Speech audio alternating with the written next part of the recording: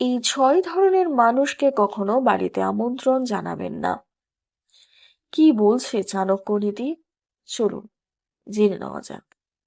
ভারতীয় সংস্কৃতিতে অতিথিকে ঈশ্বরের সমতুল্য মনে করা হয়, কিন্তু আচার্য চাণক্য তার নীতিশাস্ত্রে বলেছেন সব ধরনের মানুষকে বাড়িতে আমন্ত্রণ জানানো উচিত নয়। কিছু মানুষ রয়েছেন যাদের আমন্ত্রণ জানালে পরিবারের শান্তি ও সুখ বিঘ্নিত হতে পারে। চাণক্য নীতি অনুসারে সঠিক সিদ্ধান্ত নেওয়া এবং কিছু বিশেষ নিয়ম মেনে চলা জীবনের সাফল্য এবং শান্তি আনতে সাহায্য করে। আজ আমরা আলোচনা করব সেই ৬ ধরনের মানুষ সম্পর্কে, যাদের বাড়িতে আমন্ত্রণ জানানো কিন্তু একেবারেই উচিত নয়। নাম্বার ১, অসৎ এবং ধূর্ত ব্যক্তি। চাণক্যের মতে অসৎ এবং ধূর্ত লোকেরা কেবল নিজেদের স্বার্থের কথা ভাবে। তারা মিথ্যা, চাতুর্য এবং ছলনার মাধ্যমে আপনার বিশ্বাস অর্জন করে এবং পরে বিশ্বাসঘাতকতা করতে পারে।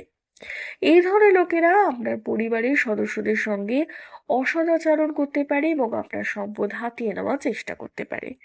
তাই অসৎ ও ধূর্ত ব্যক্তিদের বাড়িতে আমন্ত্রণ জানানো থেকে বিরত থাকুন। যদি কেউ আপনার সঙ্গে মিথ্যা কথা বলে বা আপনার সম্পদ নিয়ে চালাকি করার চেষ্টা করে, তাহলে সে ব্যক্তিকে দূরে রাখাই ভালো। নাম্বার ২, অত্যাধিক লোভী মানুষ।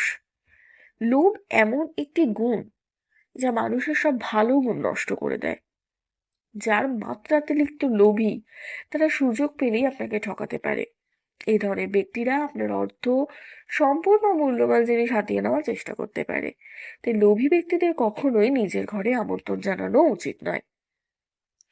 যদি কেউ আপনার সম্পদ অতিরিক্ত আগ্রহ দেখায়, আপনার সম্পদ নিয়ে, আপনার সম্পত্তি নিয়ে, এবং সেটাকে ব্যবহার করার জন্য যদি বারবার করে চাপ দেয়, তাহলে কিন্তু সে ব্যক্তি থেকে দূরে থাকুন। নাম্বার ৩, অলস ও পরিশ্রম বিমুখ মানুষ।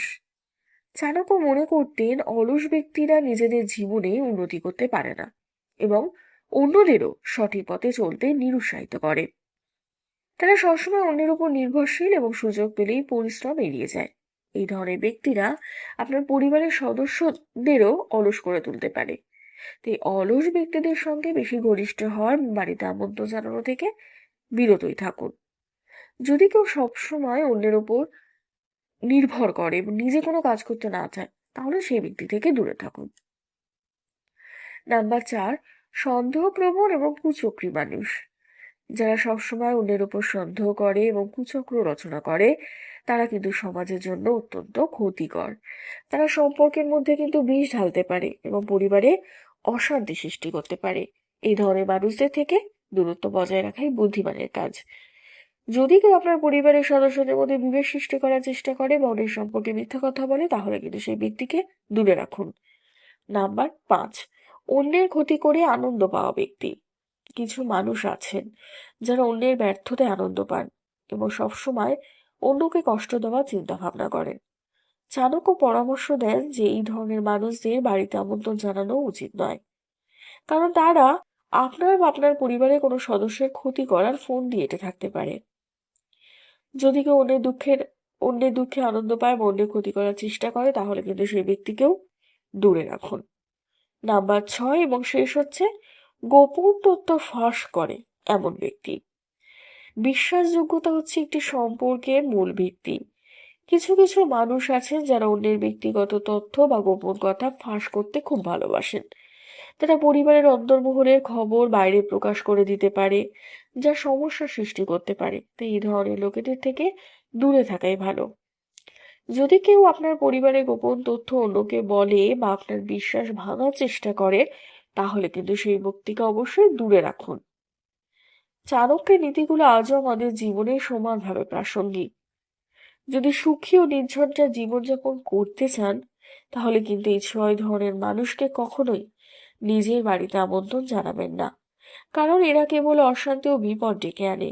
সতর্ক থাকুন এবং জীবনকে সুখী ও নিরাপদ রাখার জন্য সঠিক সিদ্ধান্ত নিন। চাণক্য নীতি আমাদের শেখায় যে সঠিক সিদ্ধান্ত নেওয়া এবং কিছু বিশেষ নিয়ম মেনে চলা জীবনের সাফল্য ও শান্তি আনতে পারে।